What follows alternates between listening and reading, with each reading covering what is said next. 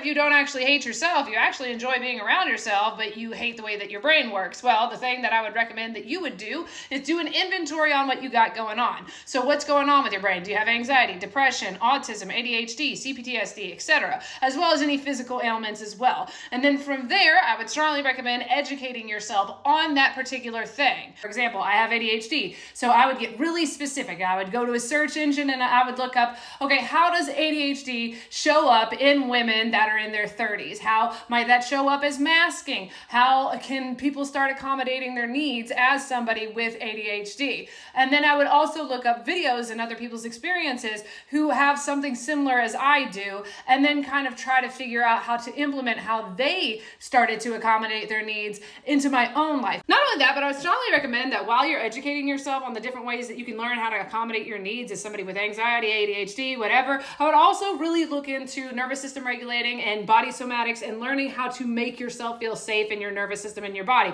Because as you learn to make yourself feel safe in your nervous system and your body, you start to get out of fight or flight. And when you get out of fight or flight, you're not constantly in all those protective coping mechanisms that make you feel like you have to wall yourself off or even hate and shame and criticize yourself, because remember, those are ways that we can learn to protect ourselves and put walls up. I'd also recommend that while you're doing all those things, learning about the different signs and symptoms, how to accommodate your needs, how to regulate your nervous system and your body and make yourself feel safe, that you also do a little bit of reparenting work or parts work. Because now that you're actually learning how to make your brain and body feel safe, you're going to need some type of encouragement, whether that's through parts work or reparenting, that tells you that you are worthy and deserving of being able to accommodate your needs. A lot of what's going on isn't the fact that you hate your brain, you just hate the fact that you don't know how to accommodate your needs and you don't know how to understand your brain and how it works. So yeah, I hope that helps at least one person. My name's Sarah. I'm your favorite self-experimenting coach or companion, and I help get people reacquainted with who they most authentically are. You're an amazing person, and I hope you have the best day.